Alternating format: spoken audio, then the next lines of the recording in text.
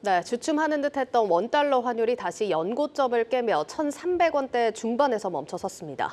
길어지는 미국의 은행 리스크와 디폴트 우려, 여기에 중국의 더딘 경기 회복까지 더해지면서 원달러 환율이 당분간 박스권에 머물 것이란 우려가 나오고 있습니다. 전민정 기자입니다.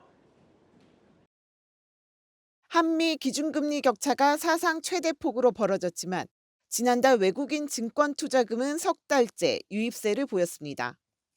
하지만 환율 흐름은 심상치 않습니다. 미국의 긴축 속도 조절에 지난 2월 1220원대까지 내려앉았던 원달러 환율은 최근 한 달 넘게 1300원대 중반에 머물고 있습니다. 저무는 듯하던 강달러 위세가 다시 살아난 건 미국발 경제 불확실성이 계속되며 안전자산 선호 심리가 확산된 영향이 큽니다. 특히 최근에 미국 부채 한도 협상 난항에 디폴트 우려까지 등장하며 어제 원달러 환율은 1343원까지 치솟아 장중 연고점을 넘어섰습니다. 시장에선 당분간 원달러 환율은 1330원에서 1350원 박스권에서 오르내릴 것이라고 내다보고 있습니다. 다만 미국의 금리 인상 기조가 막을 내렸다는 분석에 힘이 실리면서 지난해와 달리 1,500원대를 뚫을 정도의 위기감은 적어진 분위기. 달러 약세 흐름이 이어져 하반기 들어선 1,300원대 아래로 내려갈 수 있다는 것이 시장과 전문가들의 대체적인 전망입니다. 상단 1,350원으로 보고 있고요. 상반기 노이즈가 좀 지속되면서 박스권 흐름 정도가 연출될 거다 이렇게 좀 보고 있는 상황이고, 그래서 이제 하반기로 갈수록 달러는 좀 힘을 점차 잃을 수 있을 거다 보고 있어서 환율이 재차 좀 1,200원 구간으로 내려올 수 있지 않을까.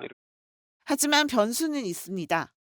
바로 나홀로 원화 약세가 계속될 수 있다는 점입니다. 무역 적자가 계속되며 기초 체력이 약화된 탓에 최근 강달러가 주춤한 시기에도 원화는 약세를 보였는데, 그렇지 않아도 중국 경제지표 부진에 따른 위안화 약세에 원화 값이 더 떨어진 상황에서 중국의 경기 회복이 지연되고 수출 부진이 계속된다면 중장기적으로 1,300원대 환율 기조가 고착화될 수 있습니다.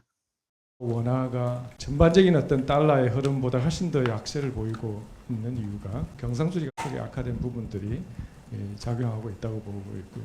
우리나라 경제 성장률은 지금 약간 계속 하향 조정되고 있는 부분도 여기에 가세하고 있다고 생각이 됩니다. 1,300원대 고환율이 일상화되면서 원자재 부담이 늘어난 수출입 기업들의 수익성에도 빨간불이 켜진 상황.